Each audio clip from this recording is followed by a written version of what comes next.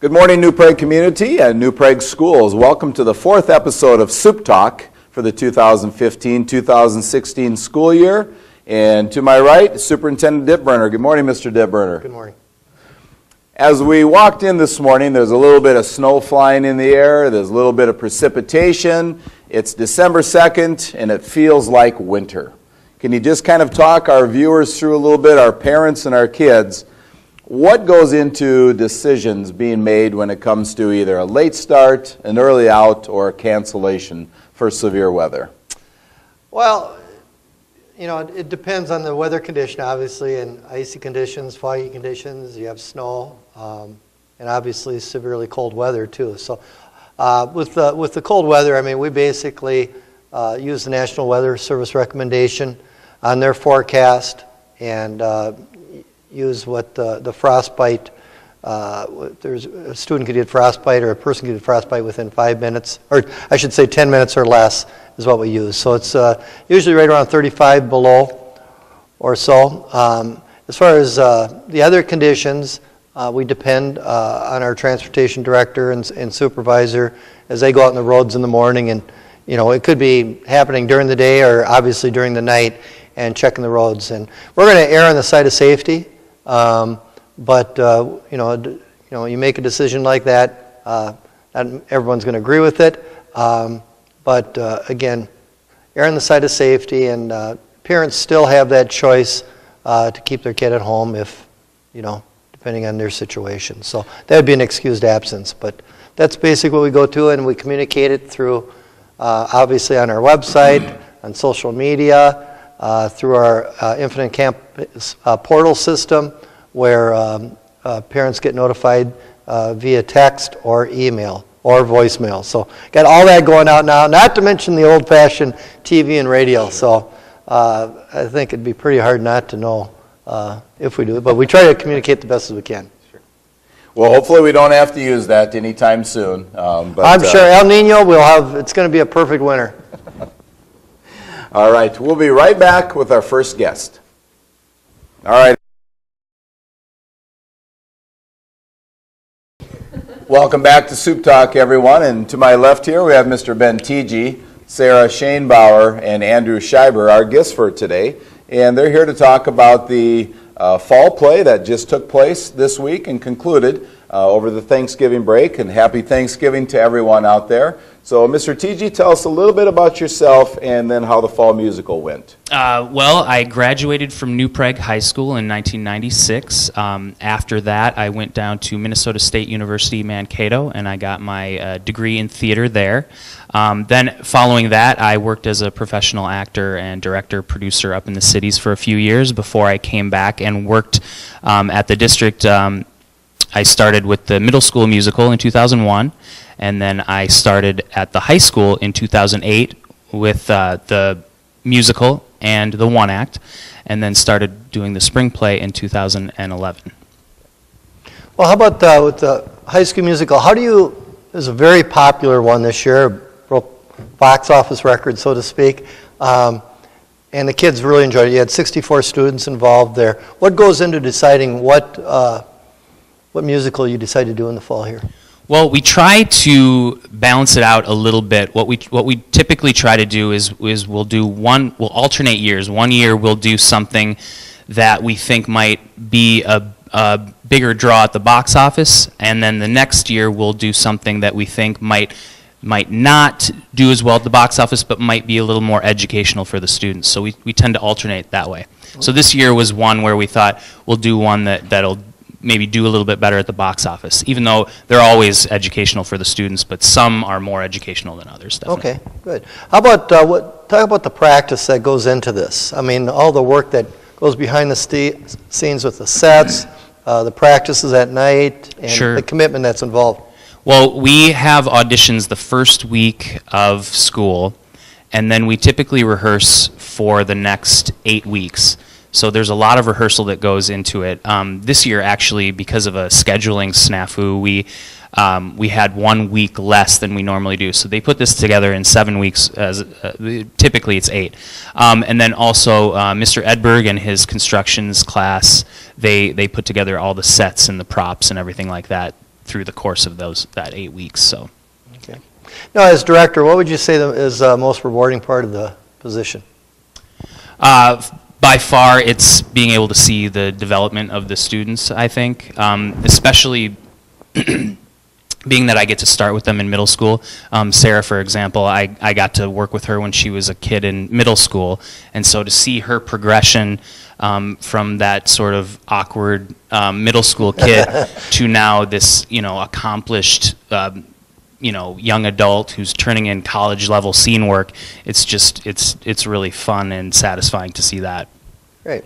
And after this, you teach a class here at the high school, and the next thing on the docket will be the one-act play. That's right. We had one-act play auditions last week. We cast that. It's our biggest cast that we've had since I've been doing it. Oh, really? We have in the one act, they only allow us to use a maximum of 20 students. Okay. And we filled all 20 slots. So right. It's a big one, but it should be a really good one. It's a really talented cast. So. And do you have, you mention the name of it? Yeah, the title is called City of Blood. It's an adaptation of a short story, sort of a film noir detective story, one of those old stories. But we're mixing it with a Japanese style theater technique, so it'll be an interesting one for sure. And what's the time limit on a one-act play? It can be no longer than 35 minutes. Okay, 35 minutes. And this is Minnesota State High School League sponsored, so in a way it's a competition. Yep. And we've been to state, and we've had a lot of success there. And yeah, we've been to state 2 of the last 3 years. When you go to state, they will give out a star rating, which is the equivalent of a state championship in theater. We haven't done that at New Prague since 1982, so we're looking to bring that back home, definitely. That's awesome. Well, Mr. Thietje, why don't we hand the microphone over to Sarah and Andrew. And Sarah, you can start and just tell our viewers a little bit about yourself, some of the things that you're involved in at the New Prague schools, and then maybe just one of the highlights from the play for yourself. Okay. My name is Sarah. I'm a senior here at New Prague High School, and I'm involved in Trojan Times. I'm an editor and a writer. I'm in National Honor Society. I'm the president of Proud, our anti-bullying group. I'm also in Emotion, which is our show choir, and then theater, obviously. So yeah, those are the main things that I'm involved in. And then a highlight from the play, I would say just senior year, being able to experience my last musical was super fun. We had an awesome cast. I love the excitement of opening night every year. That's my favorite. So for sure, that one. All right. Andrew? My name is Andrew, and I'm a junior. And some things I'm involved in are NHS, Emotion, pop choir, band, and yeah, that's basically all I'm involved in. And one of my favorite moments from the play, which was actually not in the performance, was in the rehearsal process. We're doing something called a tech rehearsal, which is where you get the microphone problems fixed, and you figure out what mics can be turned on when. And my microphone was giving me troubles. And so they said, okay, keep talking, we'll figure out what level you need to be at. So I told a probably 3-minute story just off the top of my head about how I like pepperoni pizza instead of cheese pizza and why. So that was fun. Oh, yeah. How about your plans? What's your plans for next year, you two? I'm planning on attending the University of St. Thomas next year. Okay. Andrew, you're a senior. Anything new for you? When I be a senior next year? Yep. Well, yeah. Yeah. Well, not really. So you'll be auditioning for the spring play, the fall again next year. You're kind of a theater junkie in a sense. You're always going to be there. Yes, I will be auditioning for all 3 plays next year and spring play this year, and just keep up all my current activities. What do you think your future plans will be after high school? I mean, you're a junior now. Well, I'm looking at various colleges right now, and I'm thinking of majoring or minoring in music, along maybe with a minor in liberal arts, just so I can stay in that field, because that's something that I really enjoy doing, and I think I'm good at. Oh, you are. Sarah, what's looking back at your, talk about you're involved in all these activities. How do you manage your time to be able to do all that? Oh gosh. It's taken some practice over the years. I have to say I've quit some clubs that I decided I didn't want to spend as much time on, so I had to kind of pick and choose what I wanted to be more devoted to. So yeah, I guess I kind of figured that out. This year I'm not too stressed. It's a lot easier because I'm able to take easier classes since I have all of my requirements done. So with that, that's definitely easier. Okay. So. What's your high school experience here at New Prague? What makes it so good? What do you like it? I just love all of the activities that are offered. I love being able to be in theater, and writing for the school newspaper is cool. Just balancing all of those activities and having all of my friends to do it along with. So. Okay. How about you, Andrew? Kind of going off what Sarah said, I like all the activities, and one thing about New Prague is that because we're not a mega school, and that makes sense, we get to be in multiple activities at the same time, because there are other schools where if you're in a pop choir, that's it, that's all you do, because that takes up all your time. But with New Prague, you get to be in pop choir, theater, choir, band, sports, you know, what have you, and you can balance all of these with practice. So that's what I like. How about this? I'll ask you one more question. If there's one thing you could change to improve New Prague High School, if there's one thing you could change to get better, what would it be? A little wish list. Oh, man. Put you on the spot here. It's that good you don't need to change anything, huh? Sarah, why don't you take this? Well, you can talk about pepperoni pizza off the top of your head, but I honestly can't think of anything specific. well, that's good. So, Sarah, since you're a senior, I'll Yes. ask you one final question. As our young viewers are watching, you were in the middle school, Mr. Thietje said, you know, back in the 7th and 8th grade, he was working with you. What are some words of wisdom that you would give middle school, 9th grade, 10th grade kids that are out there that maybe haven't been involved in as many activities or even theater? What's something you might tell them, you know, to enhance their high school career? I would for sure say branch out right away, because it took me a while to find my group of friends as well as what I love to do. So once I found that, I was able to be involved, find the people that love to do what I love to do. So I would say just mainly find people that you can trust right away. Just try and put yourself out there to, you know, meet as many people as possible, because it took me a while to do that. Okay. I have one more question for Mr. Thietje. Mr. Thietje, as you can see here, you've just got these wonderful people that you're definitely going to miss, like Sarah, next year. I'd like you to, for those the viewers, when we go to the play, we see the actors and the actresses up on stage. But you alluded a little bit to Mr. Edberg, the construction scene. Will you talk a little bit about things that go on behind the scenes and the important people that are also involved that aren't maybe the actors and the actresses that we see on stage during the performance? Sure. There are so many students that work on the musical that you don't see on stage.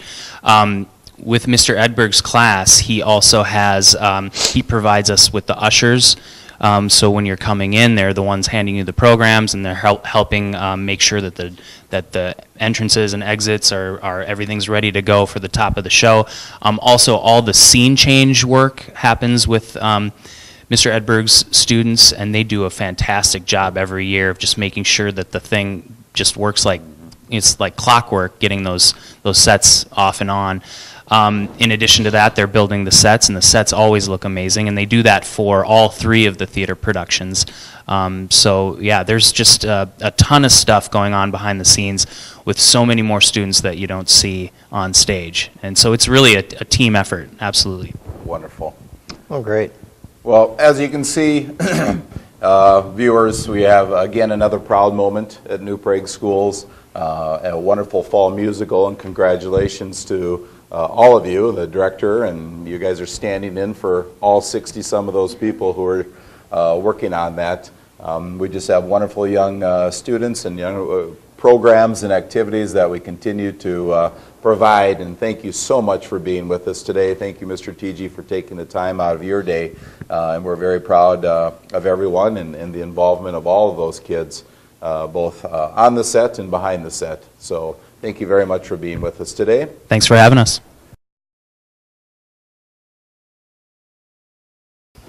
Welcome back to Supt Talk, everyone. I would like to thank our last guests, Mr. Ben Thietje, Sarah Schoenbauer, and Andrew Scheiber, a couple of wonderful young students who were involved in the fall musical, and we're so lucky to have Mr. Thietje as our director also. Hopefully many of you saw the play, and I would encourage you to look out for the one-act play and also the spring play, which takes place at the New Prague schools every year.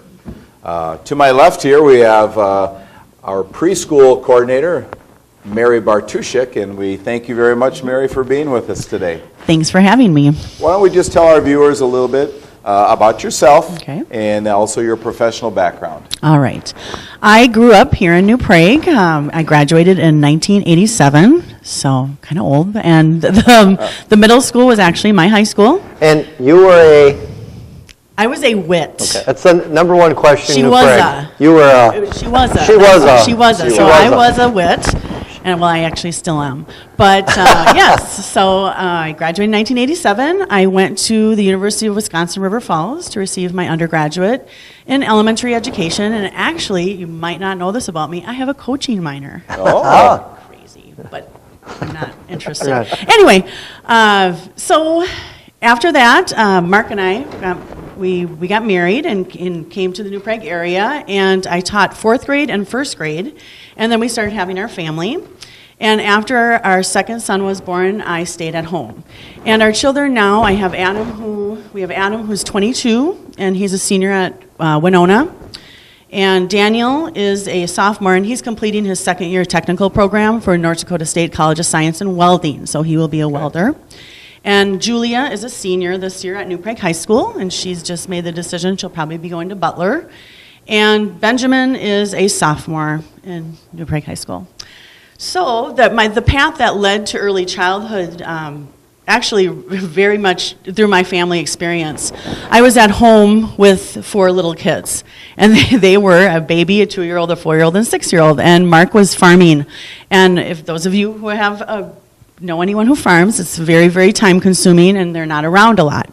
And so I decided to start going to the early childhood program here in town when it was really actually very small, and Lana Puffer was the coordinator.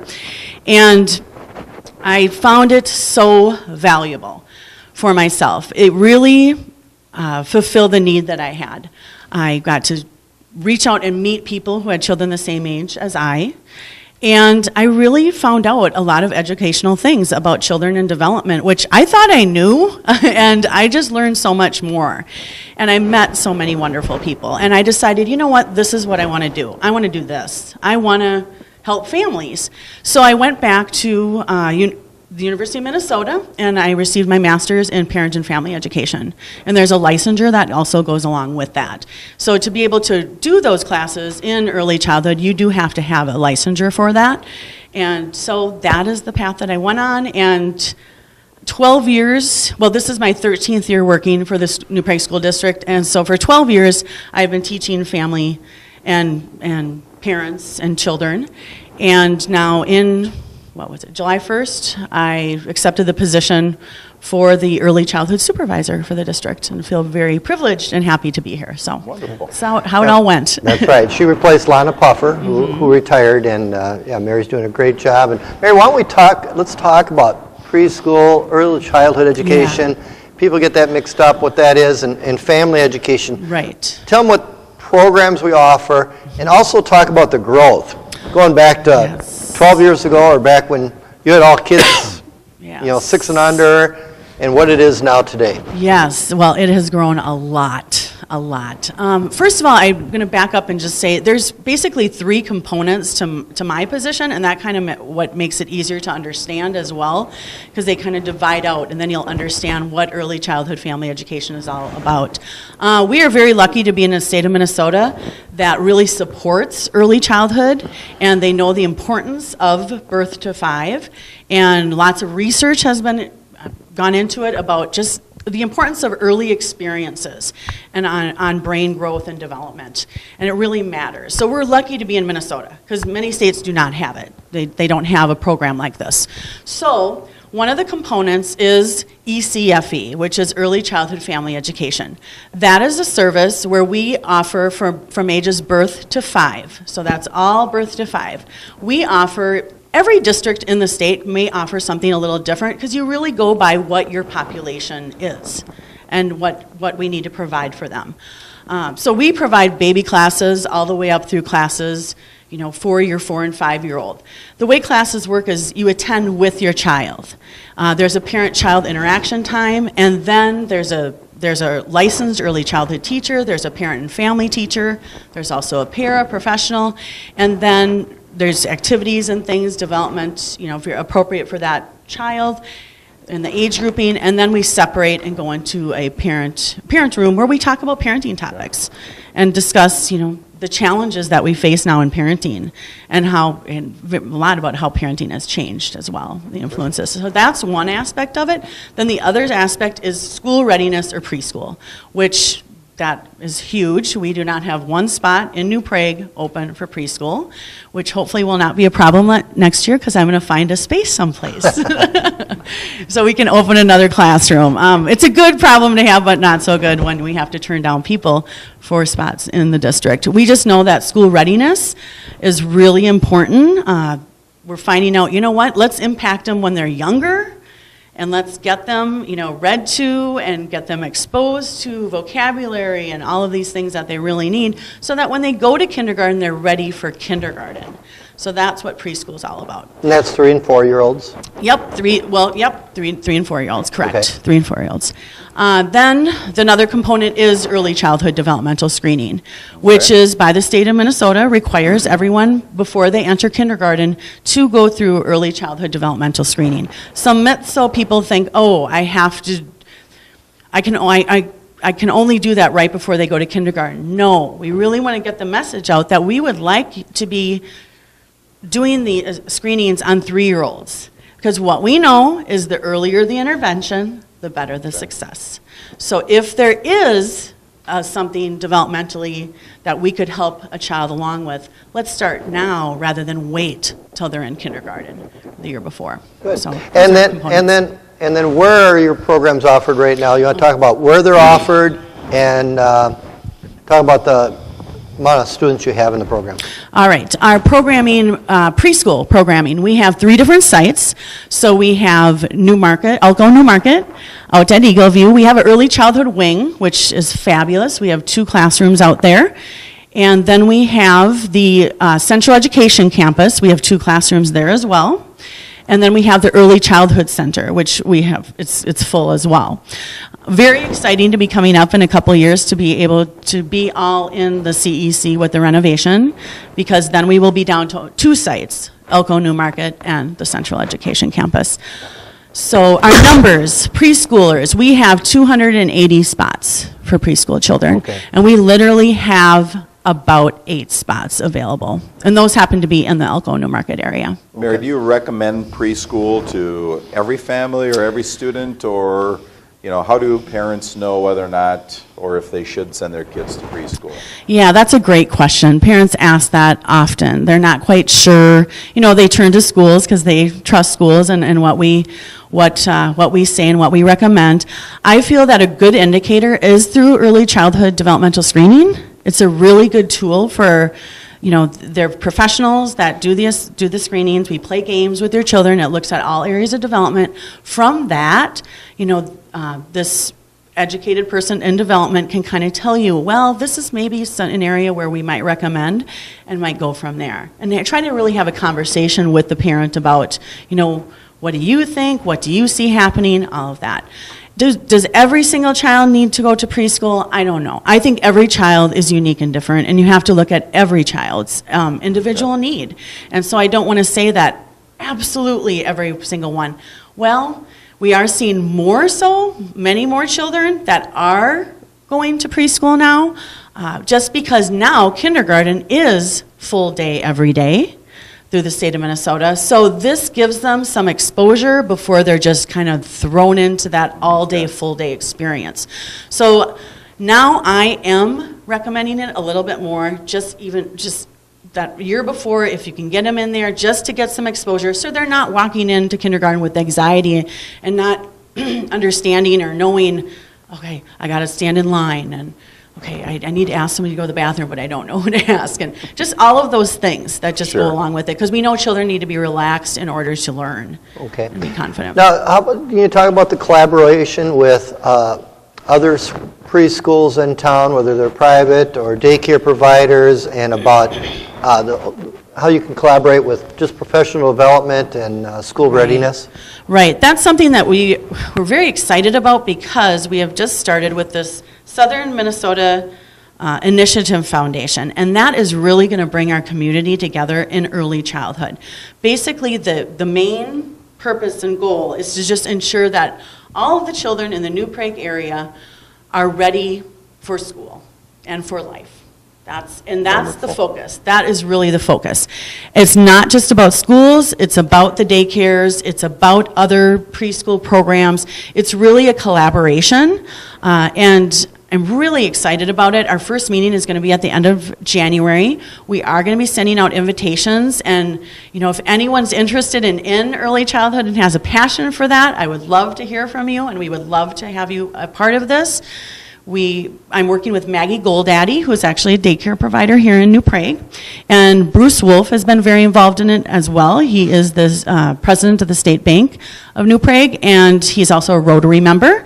So we have this backing of this initiative, and what we do is Maggie and I will kind of co-lead it, and what we will do is get a group of people from the community, different sectors that are interested in early childhood, and then we do an evaluation of kind of figuring out, what do we want to focus on? What are the needs of the New Prague area, and where should these, dollars be sent, or what should our emphasis be to ensure that everybody is ready for kindergarten? How about, in closing here, why don't we talk about if people want information, they're interested, preschool, family education part of it, or just a screening, where do they get this information? How would they find it? They can contact the Early Childhood Center. You can contact Sharon Rizak or myself. Our number there is 952-758-1670, or you can go online to the website where you can email us right in there, the staff directory. Welcome anyone to if you have any questions, make sure you contact us. One thing to be looking forward to is in the mail. Our brochure will be coming out by the end of the week of all of our winter and spring activities that we will be offering for families, and really excited about lots of different opportunities that we have going on. Wonderful. So, how about, I forgot to ask this earlier, and I think I just want the viewers to know too this. With renovation of the Central Education Campus, the CEC, where we have 2 rooms there right now, and then how many rooms do we have at the Family Education Center? well, there's 2, but there's like 1 preschool room. Okay. I mean, we're how many rooms are we going to have after the renovation at the CEC? Great. We're going to have 6 preschool rooms. Okay, 6. 6 designated preschool rooms, which we are very excited about. Well, the thing, too, is many families, and I understand this because of having young children, they want morning preschool.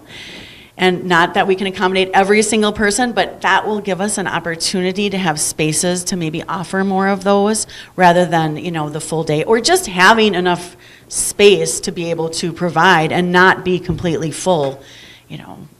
Actually, because we were full 2 months ago, we didn't have a spot available. Right. So it is very exciting. And then, besides the 6 rooms, we're going to have an actual early childhood wing, which is fabulous. So we will have an infant room, we will have a toddler room, we'll have 2 parent education rooms, and we're going to have windows even. We're having to have like looking windows so the parents can go and see what their children are doing. So, and of course the children can't see them, but they can see what's happening. Okay. Yep, a one-way mirror. So it'll be really exciting to be in that space and be able to because that is really a juggle, is figuring out, okay, spaces and staff, because right now we're sharing, which we're good at sharing, we're early childhood, we're good at sharing, but we're sharing a space with a special education classroom, one of our spaces right now, which is great. At least we can do that. So. Yep. Well, Very good. exciting. Well, Mary, thank you very much. And, you know, for our viewers out there, our early childhood program just continues to grow. And it's because of the hard work that you have done. And you've hit the ground running here at New Prague in your new Thanks. position. There are lots of offerings. And all of the information that Mary did talk about is on our school district website Yeah. and also in the community education website. And we'll scroll that across the program as we go. So thank you very much for being with us today. Yeah. We also Thanks for thank having our me. first viewers, Mr. Thietje and his students. And that concludes the 4th episode of Supt Talk, and we hope everyone has a wonderful month of December.